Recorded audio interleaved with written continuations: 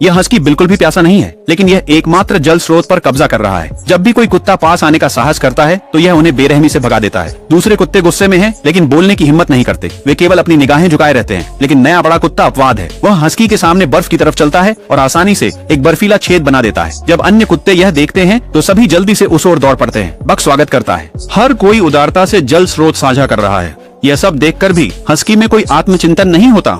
इसके बजाय ये और भी बुरा हो जाता है। उसे लगता है कि अगर वह आगे तेजी से दौड़ता है तो मालिक हमेशा उसे ही पसंद करेगा, ये नहीं जानते हुए कि एक प्रमुख कुत्ते की सबसे महत्वपूर्ण गुण है दिल जीतना। उस दिन मालकिन आगे की ओर जा रही थी। अप्रत्याशित रूप से बर्फ अचानक टूट गई। अगले ही सेकंड वह सीधे बर्फीली झील में गिर गई। जॉर्ज ने यह देखकर तुरंत दौड़ लगाई, लेकिन तब तक महिला मुश्किल से संभल पा रही थी। वह धीरे धीरे झील की गहराई की ओर जा रही थी। इसी गंभीर पल में बक ने एक बिजली की तरह वह जॉर्ज को पार करता हुआ बिना झिझक कूद पड़ा। अंधेरे में बक ने मालकिन को अपनी पीठ पर उठाया, फिर बार बार अपनी देह को बर्फ के खिलाफ पटका। अंततः वह उसे बचाने में सफल हो गया। लेकिन जॉर्ज तब तक बक थक चुका था। न केवल वह बेहद थका हुआ था, बल्कि उसके बगल में खड़ा जोड़ा भी प्यार जताने लगा। जल्द ही बक अब और पकड़ नहीं सका। उसका शरीर अंधेरे में लाचार होकर बहने लगा। जॉर्ज बर्फ पर चिंतित होकर चक्कर लगा रहा था, लगातार बक का नाम पुकार रहा था। वह जल्दी से सही जगह खोज लिया, फिर अपनी चाकू निकाली और बर्फ काटने लगे। लेकिन बर्फ बहुत मोटी थी। थोड़ी ही वारों के बाद चाकू टूट गया। जॉर्ज पीड़ा में घुटनों के बल गिर पड़ा। उसने कभी नहीं सोचा था कि यह कुत्ता, जो उन्हें सिर्फ धीमा कर रहा था, अपनी पत्नी को बचाने के लिए अपनी जान जोखिम में डाल देगा। उसी क्षण किसी द्वारा उसे दिया गया उपकरण देखकर जॉर्ज ने उसे बिना सोचे समझे पकड़ लिया और फिर से बर्फ काटने लगा। लेकिन अचानक उसे कुछ महसूस हुआ। जॉर्ज ने अपना सिर घुमाया। वह डूबता हुआ बक था जिसने उसे डंडा थमाया था। इसे देखते हुए